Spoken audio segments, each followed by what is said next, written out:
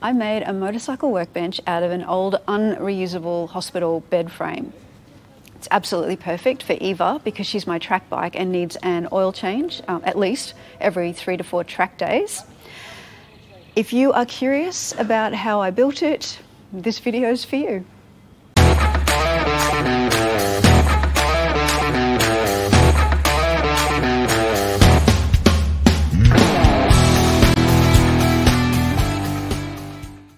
So I got this hospital bed from a friend actually, who is a building manager for an aged care facility, I suppose, and they had a whole lot of these old beds that they couldn't sell, they couldn't reuse for any other purpose, and rather than sending them all off to landfill, he offered some of them to his motorcycle buddies, and I was one of the lucky ones that got one. It still works.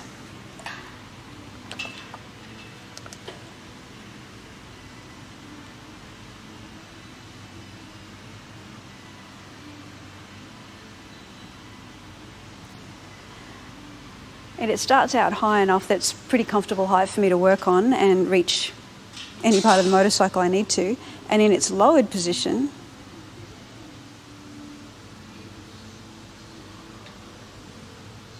finally, it's low enough that I just have to use that little ramp over there to get the bike up on here.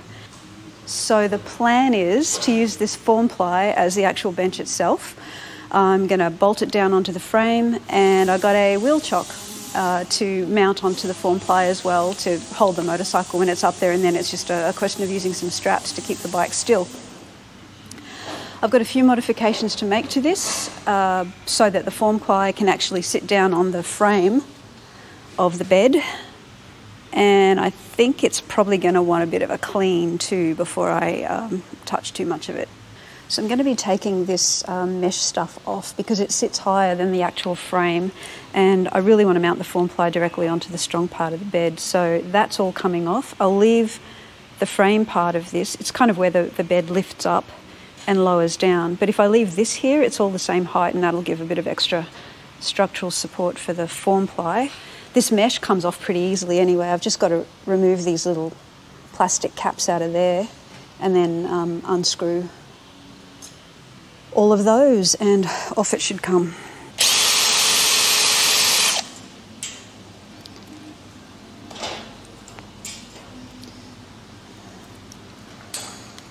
That's all the screws out, so these come off.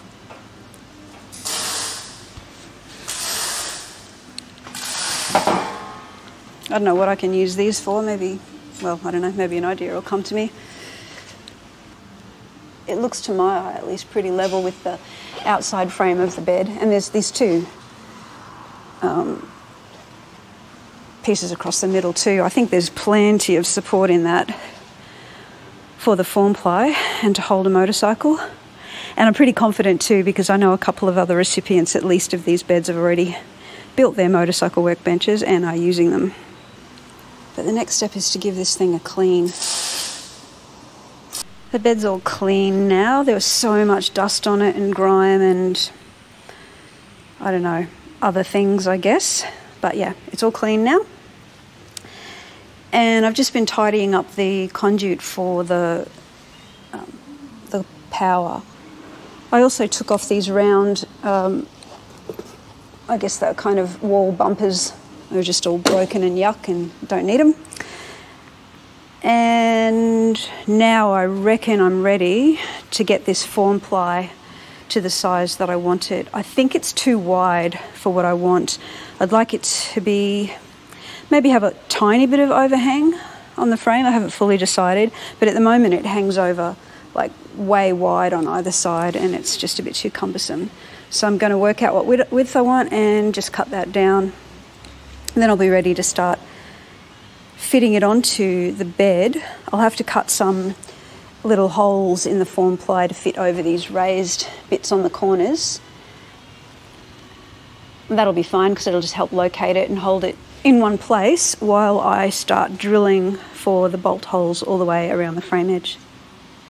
I think I said that this half of the bed would come up, and and that was controlled on the little remote control panel as well. And once the form ply is on there, I think if I press that button, it's going to cause a bit of stress in this motor. So what I've done is disconnected that part of the more dust. I've disconnected that from the remote control. So now I've tested it, and that button on the remote control doesn't do anything now. So I pulled out the right one, I guess is what I'm concluding from that. But the bed still goes up and down, like the whole thing still goes up and down, which is perfect. I've decided to make the form ply just a little bit wider than the frame, kind of to hang over 30 mil each side. So I've got to cut this down now. Next step is I'm going to cut relief holes in the corners of the form ply so that it can clear these raised corners. I've kind of measured up where I want the circle, the centre of the circle to be cut, but I've also put some tape down to protect the form ply. It worked really, really well on the edge down the side that I trimmed. That tape really stopped it from like splintering and breaking apart. So it's a nice clean edge there. And I'm hoping that I can make these circle cuts nice and clean as well. So I have the hole saw ready.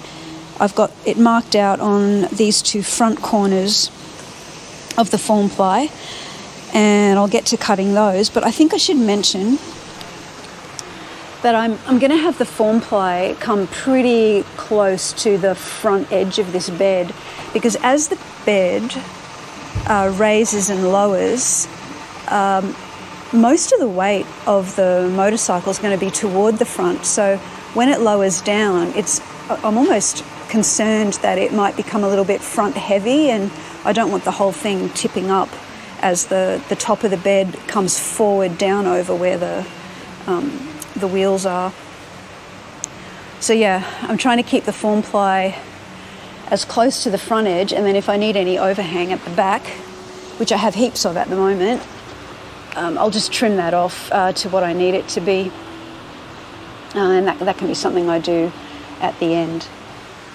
So hopefully that'll give it as much stability as I can get out of a bed that doesn't kind of scissor lift from the centre up, but rather lowers and raises from kind of longitudinally over the base of it, I guess.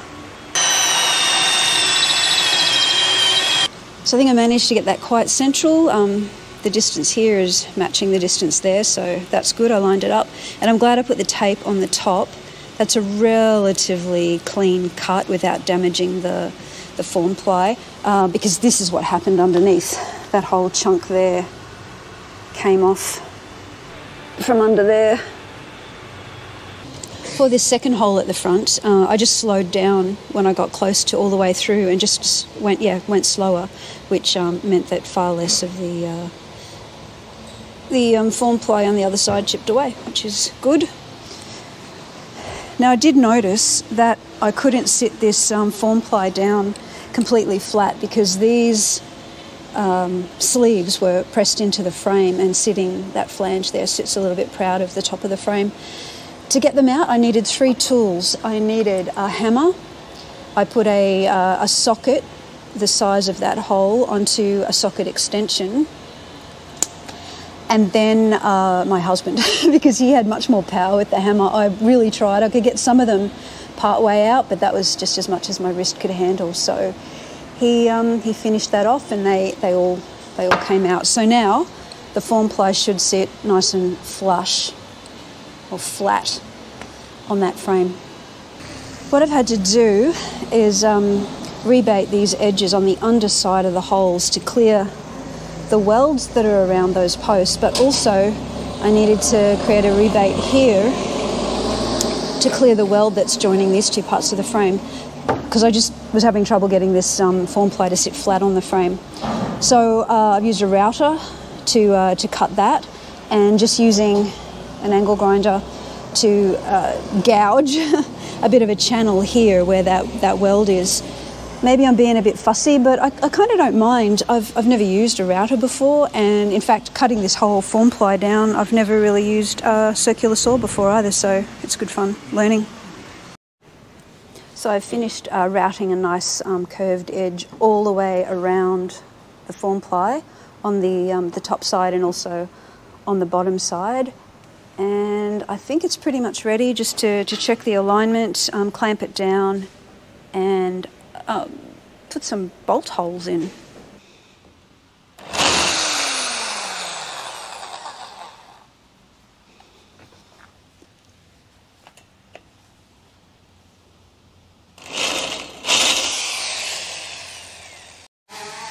So I have managed to drill all of the holes through the form ply, through the frame underneath, and amazingly I got them all lined up, which is great.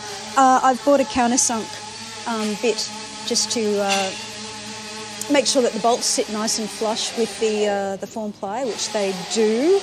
And I've also drilled the holes for the actual wheel chock to get bolted down onto the form ply. I've given it a clean because the next step is to put a coat of paint on it.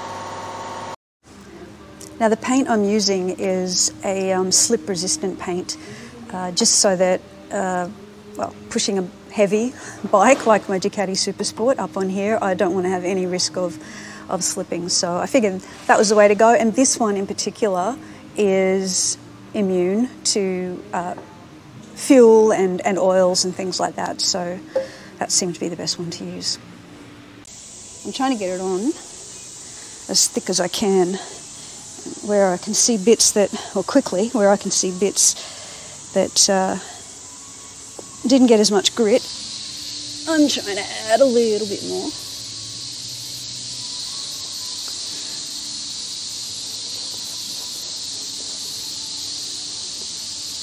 You can see it's sort of patchy in places, grittier in other places. Kind of hard to get it super even. I am mixing it continuously as I'm using it. But yeah, it doesn't need to be a perfect job. This is for function, not aesthetics. Now it just needs a couple of days to dry.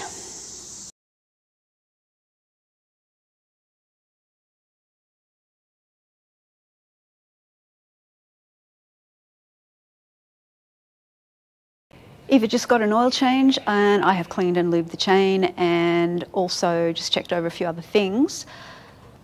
Obviously, I'm not going to need to use the tie downs when the back of the bike's on the paddock stand, but I'm not always going to work on it that way. Sometimes I'm not going to need the paddock stand, and I don't think the wheel chock is stable enough, so the tie downs are just a bit of added insurance.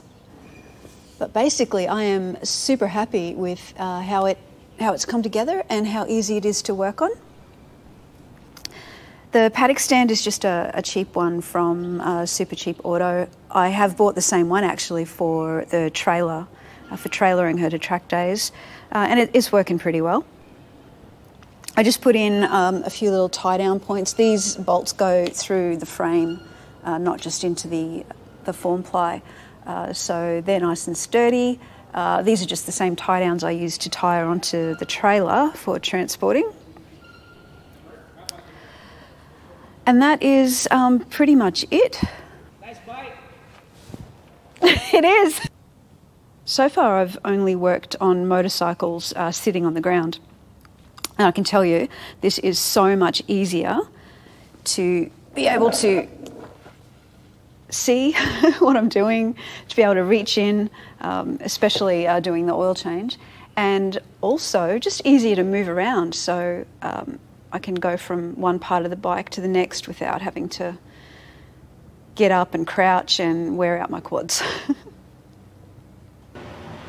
So I feel super lucky to have scored this old hospital bed and been able to convert it into a motorcycle workbench for not a lot of money at all, really.